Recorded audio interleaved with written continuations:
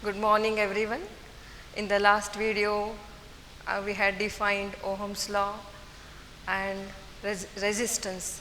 So let us revise the same today and we shall continue with the same chapter now, current electricity. So we had seen Ohm's law last time. I will write Ohm's law once again.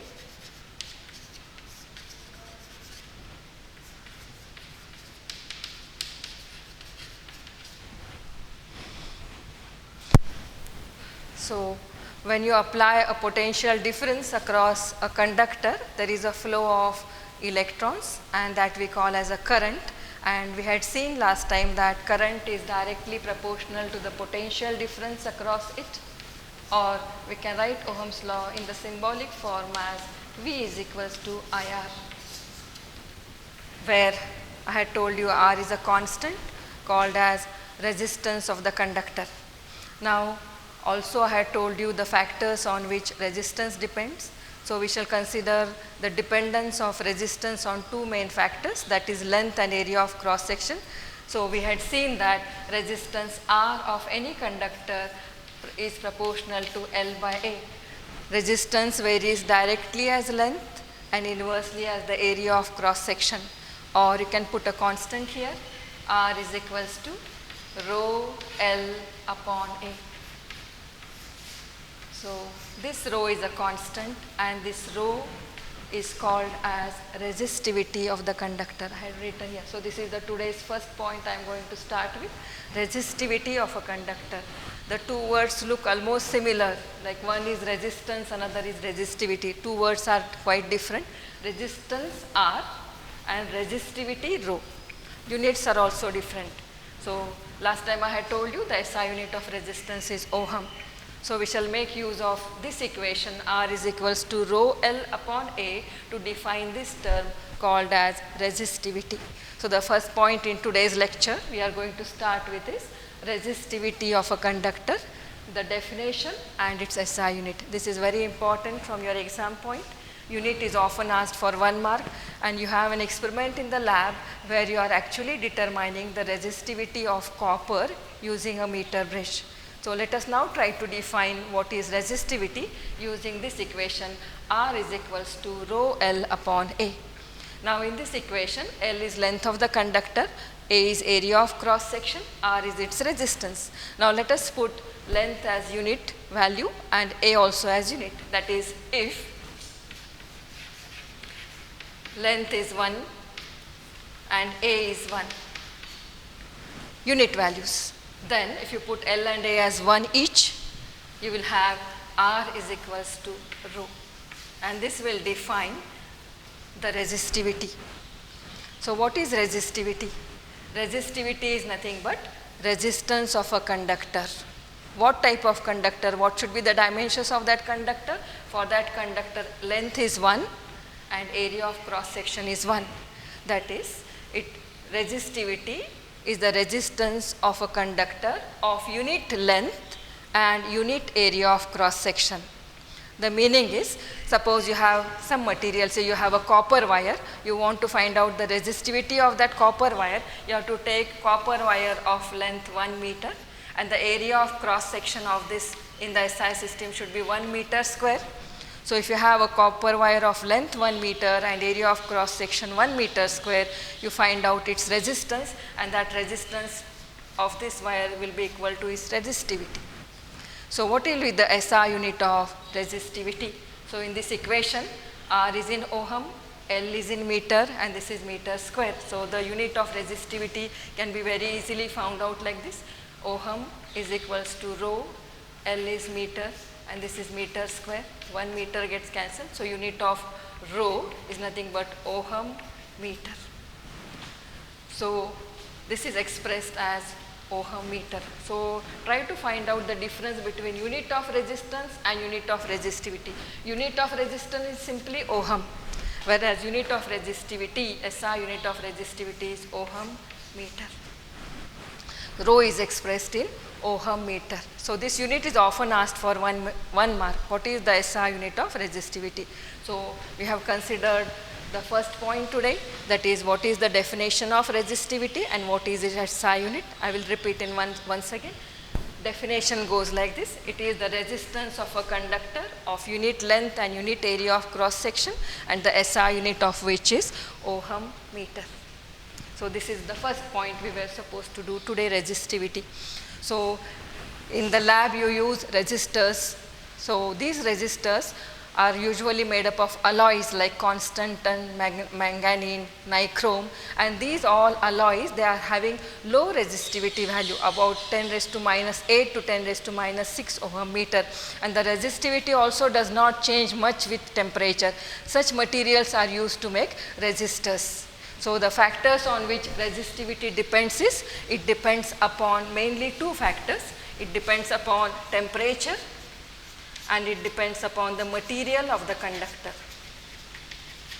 So these are the two factors on which resistivity depends. It does not depend upon the dimensions of a conductor, because dimensions already we have taken, unit length and unit area of cross section. So it is independent of dimensions of the conductor.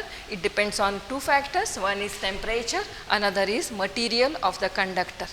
So this is the first point, that is resistivity, the definition and its SI unit. Now we shall go to define the second point. Second point I have written as conductivity. A very simple definition of conductivity, that is, we write conductivity like this.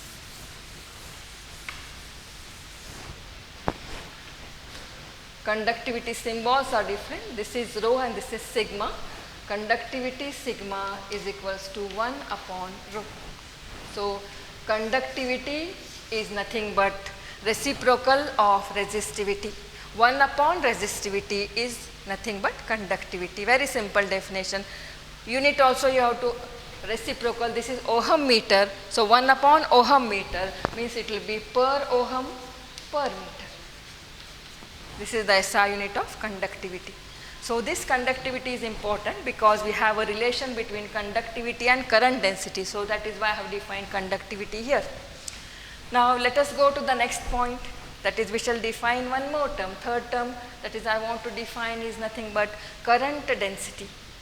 So whenever current flows through any conductor, we define a term called as current density.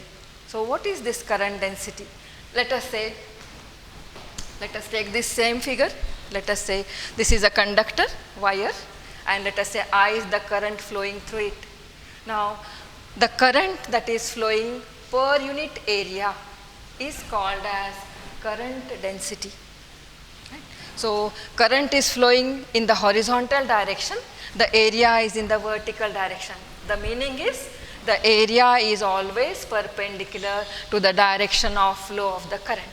So current per unit area, suppose this area of cross section is A, then we defined current densities J as I upon A. I is the current flowing through an area A, then current density J is defined as I upon A. Let us put in words. Current density is nothing but current flowing per unit area. How is the area? The area is always perpendicular to the direction of flow of current. Current is flowing horizontally, area is in the vertical direction. So there is a restriction on the orientation of the area. Area is always normal to the flow of current. So current per unit area is called as current density, because we are taking a particular orientation of the area. That is why this current density is nothing but a vector quantity.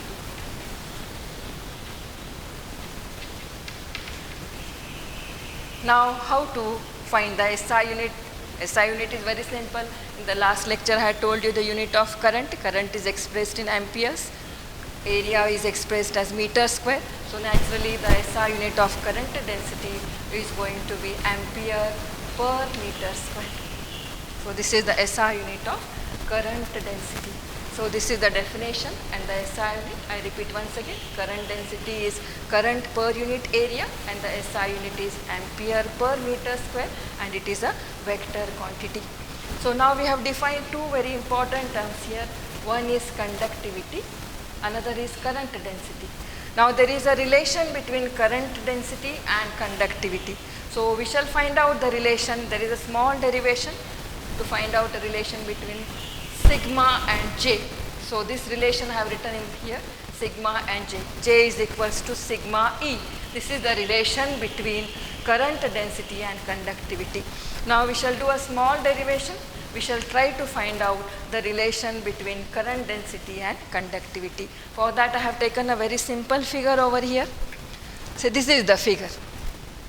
Say this is a conductor of uniform area of cross section A, and length of this conductor is L. Now last time I had told you, whenever you have a conductor, valence electrons are responsible for conduction, but if you don't have any battery across it, there is no flow of current. The reason for this I had also explained, that is, though the electrons are in motion, they are in random motion, there is no net flow in any particular direction, but once you apply a battery across the conductor, the valence electrons are dragged towards the positive terminal, so electrons will be moving in one particular direction, and this results in current. So whenever you want current across any conductor, this conductor should be connected to an external voltage source. So we have connected a battery to this conductor. Let us say V is the applied voltage, and because of this potential difference across the conductor, we are having an electric field E set up inside the conductor. So E is the electric field, I is the current flowing in the conductor. Now let us write a relation between I and V. Let us say resistance of this conductor is R. So we shall first use Ohm's law, which we had done last time. V is equals to IR is Ohm's law. So V is the PD, I is the current, R is the resistance of this conductor. By Ohm's law, we shall use Ohm's law first, and we shall write down a relation between V and I. So I will use Ohm's law here. By Ohm's law,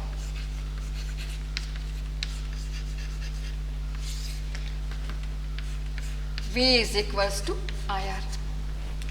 Also we have a relation for R. R depends upon L and A, so we shall write that relation also. We have a relation R is equals to rho L upon A, where rho is called as nothing but resistivity. So we shall put the value of R over here. So we can write V as I into rho L upon A. Now I upon A, what is I upon A? Just now I had defined current density, so current density J is equals to I upon A, therefore V is equals to J rho into L. I upon A is J, current density, therefore V is equals to J rho L. Let us call this as equation 1. So now this V is equals to J rho L. We can also find another expression for the potential difference. So in the second chapter, we have a relation between the electric field and this PD. You must be knowing this relation, which you have derived already, that is E is equals to dV by dr.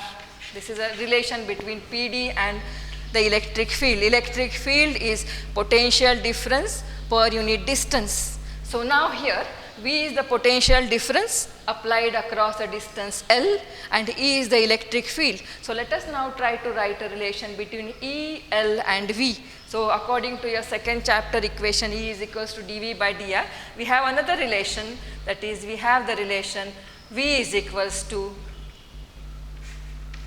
E into L, equation 2. This is my second chapter. So both are for V. J rho L is one equation, EL is one equation. Now let us try to equate both. Equating equations 1 and 2, we can write J rho L is equals to E into L.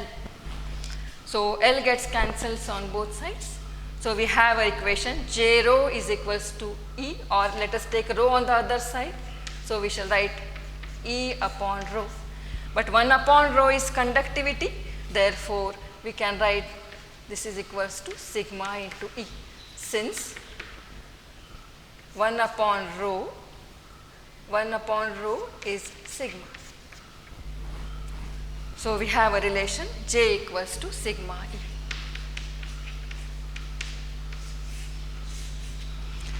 Once again I will tell you, J is current density, sigma is conductivity, E is electric field. So this is the equation connecting two important physical quantities, current density and conductivity. That is what I have written as the third point, relation between current density and conductivity. J is equals to sigma E. So this is, we can also write in the vector form.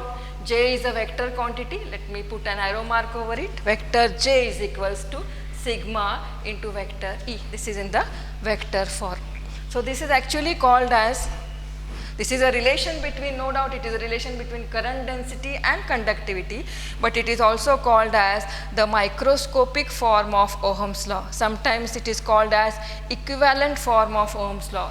Ohm's law is V is equals to IR. This is one way of expressing Ohm's law. And the microscopic form of Ohm's law can be written as J is equals to sigma E. So this is the third point I had to cover, that is relation between current density and conductivity. So in this derivation, this is the figure required. We need two equations for V. One is using Ohm's law, we are having V is equals to J rho L, and using your second chapter we have equation V is equals to EL. Equating the two, you get the relation J is equals to sigma E. So this is also a very important relation. Sometimes this derivation is asked for 2 or 3 marks. Relation between current density and what is called as conductivity. Now let us go to a very new term, that is drift velocity. This is a very important term. Often a question is asked. This relation is important, and this drift velocity is also very important. So what is this drift velocity? So you are knowing the meaning of the word drift. Electron is drifted. Drifted means it is dragged. There is a force on it, so it is dragged in a particular direction. So actually this happens in the current conduction. So let us try to define velocity, drift velocity, using the same figure. Let us say the same figure we are having. We are having a conductor, resistance is R, length of which is L, uniform area of cross section is A. Then you want to have current through this conductor. That is why you connect a battery across it. You apply a potential difference across it. V is the potential difference across this conductor. So when you apply a potential difference across the conductor, what is the effect on the valence electrons? Let me show the valence electrons by the dots like this. This is E, E and E. These are the electrons, free valence electrons in the conductor. You know electrons are negative. So when electrons are negative, they are attracted by the positive terminal of the battery. So in which direction they are going to move? They are going to be dragged towards the positive terminal. So they move in this direction. So they are dragged towards the positive terminal of the battery. So they are drifted or they are dragged towards the positive terminal with a certain velocity, and that velocity is called as drift velocity. So why the word drift is used here? Because the electrons are attracted by the positive terminal, they are accelerated or dragged towards the positive terminals, and the dragging velocity, we call it as what? Drift velocity.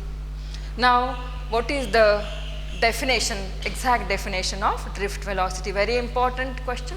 What is drift velocity? Drift velocity is defined as the average velocity with which the free electrons are drifted towards the positive end of the conductor when the battery is connected to it or a potential difference is applied across it. So I repeat the definition once again. The average velocity with which the free electrons are drifted towards the positive end of the conductor when you apply an electric field, that average velocity is called as drift velocity. So whenever you connect a battery across any conductor, electrons are dragged towards it with a drift velocity Vd. They begin to move with an average velocity Vd, and that velocity we call it as the drift velocity. Now you can see the direction of this velocity and the electric field. So electric field already you know, it is directed from the positive terminal to negative terminal. Electric field is in this direction. whereas the electrons are moving in the opposite direction. So the direction of drift velocity is always opposite to that of the electric field.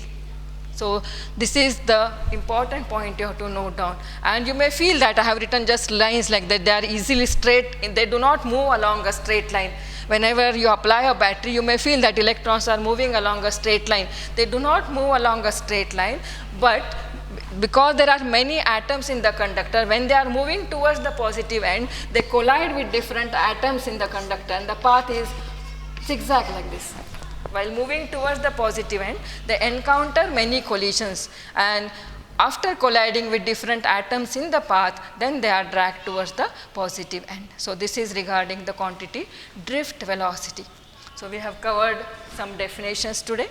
One is resistivity, definition and SI unit, then conductivity, definition and SI unit, current density, again definition and SI unit. We have derived a very important relation between current density and conductivity.